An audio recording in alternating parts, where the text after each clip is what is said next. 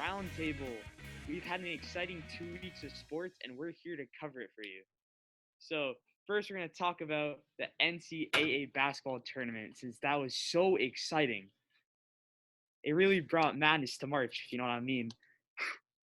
So, Charles, was there any teams that you saw that did very well?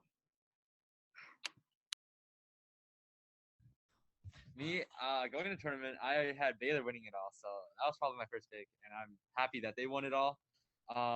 They were really well-rounded team. The championship game against Gonzaga, I believe they did really well, and they kind of blew Gonzaga out, which I don't think many people saw coming. But I think Baylor all around, their defense is really good. They were able to hold Gonzaga, incredible offense. So I think Baylor was really an incredible team this season. I think that UCLA played awesome. Played against Gonzaga, and then they almost beat Gonzaga. And they probably would have been a really good game going into overtime if Jalen Suggs didn't hit that sick shot. But I thought I was rooting for UCLA because they were the 11th seed, and they went so far. So, yep. I agree. I think it was amazing what UCLA was able to do, even after being down like 15 points, I believe, in the play-in game, and then beating a 1 seed and a 2 seed, and almost beating Gonzaga, the powerhouse. I think Baylor beating Gonzaga was. I think they were a little slept on. I think they probably would have won. I think it was probably more obvious that they would beat Gonzaga. I just think everyone thought Gonzaga unstoppable, but Gonzaga just seemed big. I mean, Baylor seemed bigger and stronger, which proved to be the deciding factor. So with the NBA draft coming up, March Madness is a great time for up and coming players to rise their draft stock and kind of get into the league. Did you see any players that kind of made a good case for themselves to get drafted by an NBA team? So I wouldn't know much about the draft, but going off what I've heard, I think definitely Suggs, seeing as how well he played and just how he's like really young and he's time to develop. And I feel like most NBA teams are gonna go for those younger freshmen or sophomore players in college. So I think definitely Suggs is up there, and then I know some like the G League, like Jalen Green. I know he's playing really well down there, and he's not playing against like collegiate level athletes. He's playing against professionals. So the competition down there is a lot harder. And I've heard like Jalen Green, he's like excelling down there, so I think he'll also be a pretty good pick. In March Madness on Baylor, Jared Butler really stepped it up, and he lived up to his hype. I think that will help him in the draft a ton because he carried Baylor to the finals and then beat Gonzaga. And then I think Johnny Juzang on UCLA, he definitely shocked so many people because he averaged 12 or 14 points in the regular season. Then coming into to March Madness, he averaged 20 something points, and he had a 30-point game and a 27-point game.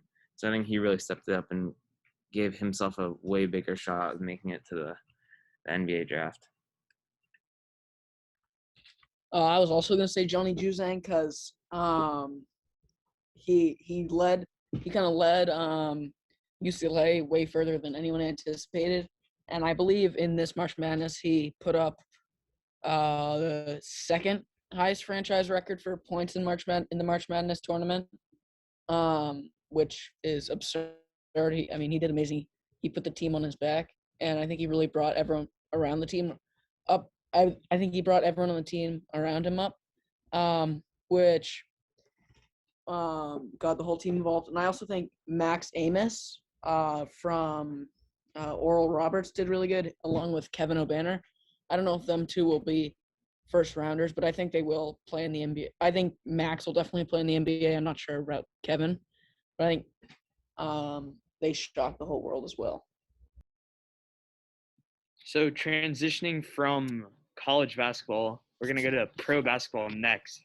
So the trade deadline was 2 weeks ago, and the Nets picked up another superstar. They added LaMarcus Aldridge to their already amazing team. What are your thoughts on that? So I would say that that's a big pickup for them. I feel like people are overreacting to it. I think they think LaMarcus Aldridge. I know in his prime, he was an all-star. He was a great all-star, great big man. But seeing as how he's like really old now, I mean, of course he's a good piece for them to have, but I just don't believe it's gonna have as big of an impact as other people think. Because with so many ball dominant players in like KD, Kyrie Irving, James Harden, just to get the ball around to LaMarcus Aldridge and like Blake Griffin or something, it's going to be really tough for them to share the ball as much. And I know James Harden's picked it up on that end and getting all his assists, but I still don't really see them being too big of an impact for their team and making them that much better. Yeah, I don't know if LaMarcus Aldridge is like it. He's pretty old, but and they already had like DeAndre Jordan, I think. So the Nets didn't really need him. I think he'll help a little bit, help like the younger guys, even though they don't even have like a young team. But the people who don't even like play that much, he can like help teach them how to become like somewhat of what he was in a really good center. And I think the Nets have pretty good chance of going to the finals because of everyone they have and like the ability they have, but they're gonna have to like step up the team chemistry a ton and win a lot of games to win the finals. I think LaMarcus Aldridge going to the Nets wasn't the best fit for him because he's at the point of his career where he's pretty old, and he's not still like a superstar. He's at the point of his career where he's more of a mentor. So I think he should have went to a younger team and needs more development. But I think maybe he just wants a ring before he goes out in his last few years. I think with him on the Nets, I think he won't have a massive impact, but I still think the Nets are going to be incredible or are incredible, and I think they're going to go to the finals. I'm not sure if they'll win. Another big veteran signing was Andre Drummond to the Lakers.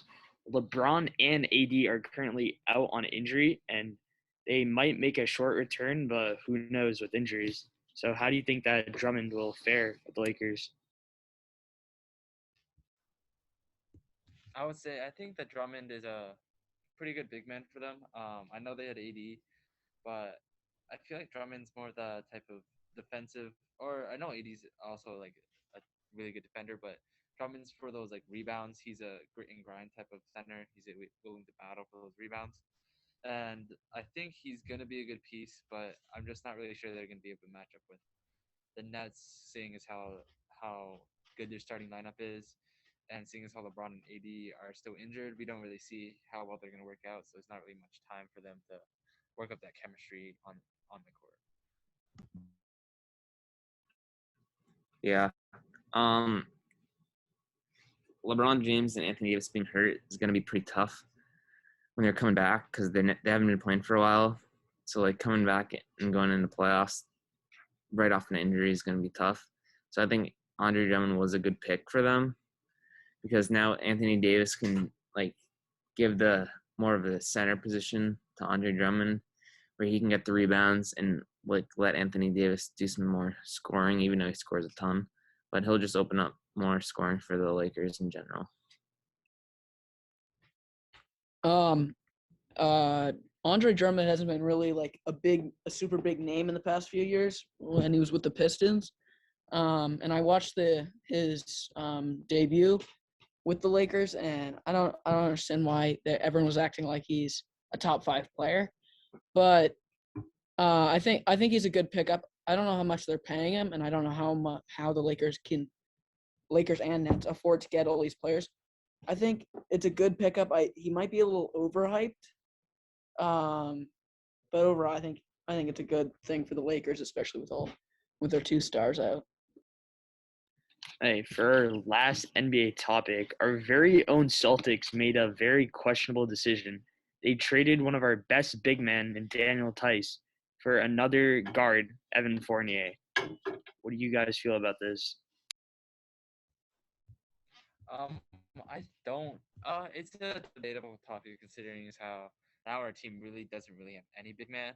I'm sure you got Robert Williams, and I think maybe in like the future might be a good move just for Robert Williams' development. He gets more playing time now that he's really one of the only big men on the team that can really play a good role. And of course, recently he's been playing really well. And I think with more experience, more time, he's definitely get even better. But losing Tice now, I just don't think we will be able to compete in the East, seeing as how other teams are just so dominant. You got the Nets, who are all around really good, and then you got the 76ers, who have a Joel Embiid, and we just don't have a big man that can guard that. So I just don't think see us really going too far this year. But I think it's more of a future move that we're doing right Yep. I don't really know if Robert Williams has what it takes for the playoffs, even if the Celtics make it, because he's just not experienced. He's too like young, and then all these other big guys in the East, like Joel Embiid, he's huge, and he played us the other day, and he got Robert Williams fouled out. So I don't think he's like the guy for the playoffs this year, but next year in the off season, maybe he can do some trading to get someone else that he can switch in with because he's not like a full-time starter yet. So Yeah, I don't know why we keep getting more and more guards. And we drafted a bunch this draft also. But who do you guys know the other guy we got? Mo Wagner or Luke now. Cornet? One of them's like 7 foot tall. So hopefully that along with Robert Williams will be good. I don't know how good one of them are. How good it's Mo Wagner. Mo is in the playoffs. Because I've never heard of him. So hopefully him alongside Robert Williams will be good. I know you guys said the main concern for Robert Williams was competing in the playoffs. And I think that really is our big concern because I think we will make the playoffs because from third seed to eighth seed, it's all like 1 or 2 games. So I think we're pretty much a lock. I don't know what seed we'll get, but it all depends on how our centers can play. And without Daniel Tyson, might be a lot more difficult. All right, switching up to sports now to soccer, and specifically the U.S. men's soccer team. They failed to qualify for the Summer Olympics for a third consecutive cycle. They lost 2-1 against Honduras during the semifinals on Sunday, and that ended their bid for the Tokyo Olympics. Alex, what are your thoughts on this? I mean, it's the third time that it's happened, and I feel as though that the U.S. is just lacking in all positions for to become successful and to be going into the Olympics, and we should be winning the Olympics and the World Cup due to our like population. There's like talent out within the country, but it's hard to find the talent when you're not developing the players right. So that's kind of my thoughts on the U.S. men's national team and that like we're just lacking center backs. That's kind of our big deal. So yeah.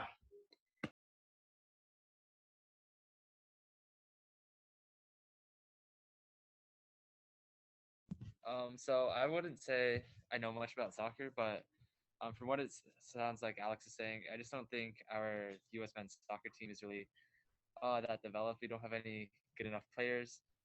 Just all around, from what it sounds like, we aren't able to compete with many other countries.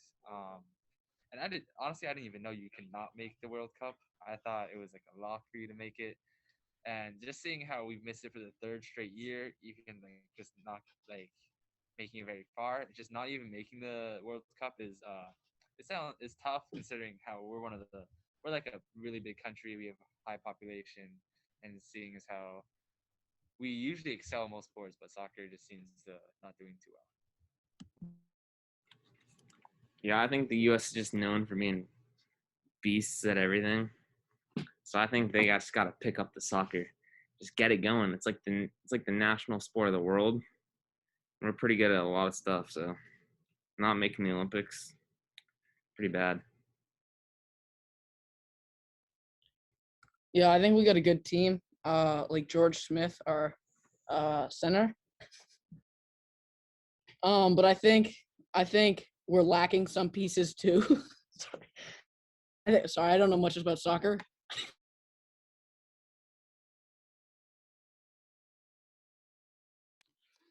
Alex, seems like they could use your help in 4 to 8 years in the center back department. You think you could help them out with that? For sure, there's actually NTC camps going on right now for the national team that a few of friends of mine we all just got invited to. So maybe it'd be pretty nice. Looking forward to seeing you there. All right, now switching off from football, we have American football. The Patriots are rumored to link back up with former quarterback Jimmy G. Do you think that he would be a better fit in our system than Cam Newton, or would you rather see them draft an upcoming quarterback? I don't think Jimmy G. I mean, he played under Tom Brady for a couple of years, and I mean, he didn't do horribly, but I think giving Cam Newton another year, another try will be the best option. And if it really doesn't work out, I think drafting a younger QB just for like the future of the team is probably better, seeing as how right now we're kind of on decline. I know we made some big moves in the offseason, but those are all I feel like desperate moves. And if it doesn't work out this season, I think it's more of a time for rebuilds, and that the Patriots need to find some better pieces and find like one-star quarterback or one-star receiver to build around, like we did Tom Brady. Yeah, I think we should just move on from Jimmy Garoppolo. He's just not it. We already had him, and when we traded him, he had a really good year at the 49ers, but he had such a good team. All the players on his team were super good. And he's just not – I don't think he's the right fit for, like, the future of the Patriots. And I think if Cam doesn't do good this year, we got to draft another quarterback and hopefully get something not like Tom Brady, but, like, similar to how we drafted him, and then he just became what he is right now. I don't think there's a chance we're getting Jimmy Garoppolo. I never really thought there was. I'd be shocked if there's more rumors about us getting him, or if we even get him. I think we're keeping Cam Newton for the season. I think he's gonna have a big turnaround season, and I think we may draft another quarterback like Mac Jones if he falls to us, or if Bill Belichick really wants the quarterback, I think we may trade up for one. So yeah, we had some very good conversations today about the last 2 weeks in sports. I think that's all for today. We'll catch you back on the roundtable next week.